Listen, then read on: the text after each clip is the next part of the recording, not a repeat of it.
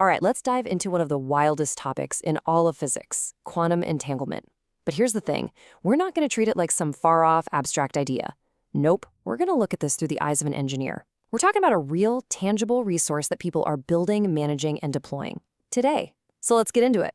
You've probably heard this phrase a million times. For so long, our whole view of entanglement was colored by this one quote.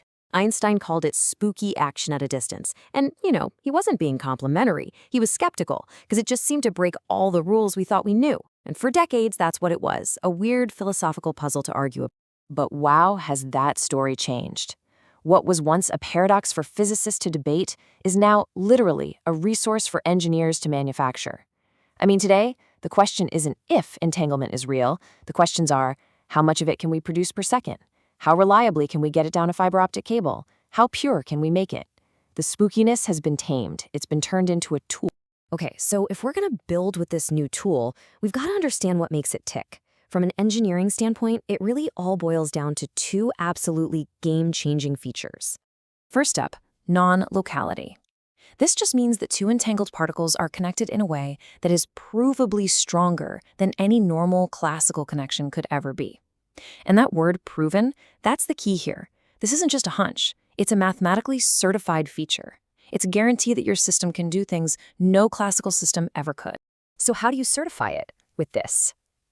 It might look simple, but this little inequality is one of the most important tests in the field. Engineers measure a value they call S, and you can think of it like a quality of service metric. It's like the signal strength bar for your entanglement. If your S value is greater than 2, congratulations, you've passed the test. You have certified usable quantum entanglement. And the higher that number gets, up to about 2.82, the purer and more powerful that link is. All right, the second property is monogamy. And this is the secret sauce for quantum security. It's so cool. It basically means that if two particles are perfectly entangled, that link is completely exclusive and private. A third party, say an eavesdropper, can't just tap into that connection without fundamentally breaking it. Any attempt to listen in is, by the laws of physics, instantly detectable. So let's put it together. You've got certified non-local connections, and you've got this built-in monogamous security. What can you actually build with that? Well, this is where we see how these properties are creating the next generation of technology in communication, computing, and sensing. Let's start with the quantum internet. The biggest engineering hurdle here is, without a doubt, distance. See, entanglement is incredibly fragile. The farther you send it down a fiber optic cable, the more it degrades and gets lost. And you can't just use a normal amplifier like we do for the internet today, because that would measure the state and poof, the fragile quantum connection is destroyed. So, what do you do? The solution is just brilliant. The quantum repeater. Instead of trying to send one really long, lossy signal, you create a chain of shorter, high-quality links. At each stop, or node, the entanglement is held in a special quantum memory. Then, a really clever trick called entanglement swapping happens in the middle, and it basically stitches the two short links together to make one long one, all without ever looking at or copying the original quantum state. And this isn't science fiction. These networks are being built as we speak. In New York City, a company called Quanect has a network that's focused on the hardware challenge, making stuff that can work with nearly perfect uptime, even with the subway rumbling underneath. At the same time, down in Chattanooga, you've got AleroNet, and they're focused on the software layer, creating something like an operating system for the quantum internet and offering what they call entanglement as a service. Now, that same fragility that's a problem for the quantum internet, it's an even bigger headache for quantum computing. The number one enemy is noise. Physical qubits are just ridiculously sensitive to everything in their environment, which causes errors and totally wrecks calculations. So how on earth do you build a reliable computer from a bunch of unreliable parts? Well, believe it or not, the answer is more entanglement. The solution is something called a logical qubit. The idea is you take a whole bunch of noisy physical qubits and you entangle them all together in a very specific pattern.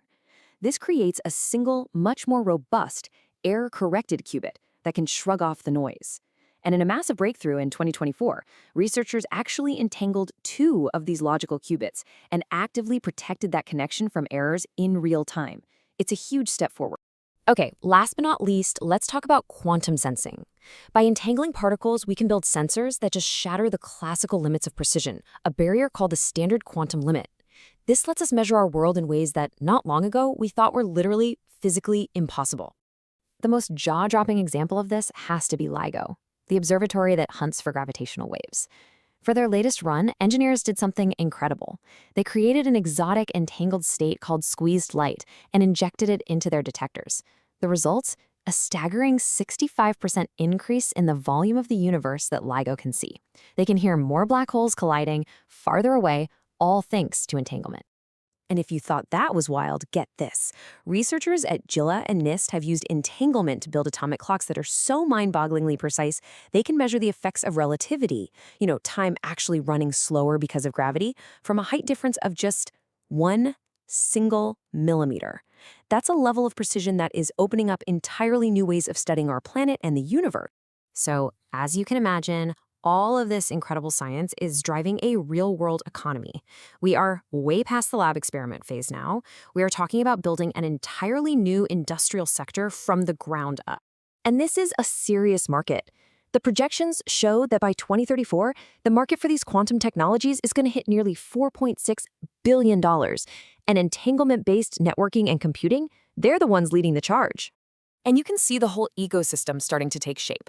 You've got companies like Aliro building the software control plane. You have Quantict building the tough, real-world hardware. You've got IonQ designing modular computers that will eventually be linked together with entanglement. And then you have others like QCI that are vertically integrating, buying their own chip factories to control the whole supply chain. So, let's just pull it all together. When you step back and look at it, this has been a truly remarkable journey for what was once just a bizarre, spooky idea in physics. And this, right here, this is the single biggest takeaway. The entire conversation has shifted. We're not in the realm of philosophy anymore, asking if this spooky connection is real. We are firmly in the world of engineering, specifying exactly how much entanglement purity a customer needs to meet their service level agreement. The paradox has officially become a product. I mean, think about it. The journey from Einstein's skeptical, spooky action to a multi-billion-dollar industry. That's one of the greatest stories in science and engineering. We've actually managed to tame the spookiness and forge it into a powerful new tool. So the only real question left is, what are we going to build with it next? Thanks for tuning in.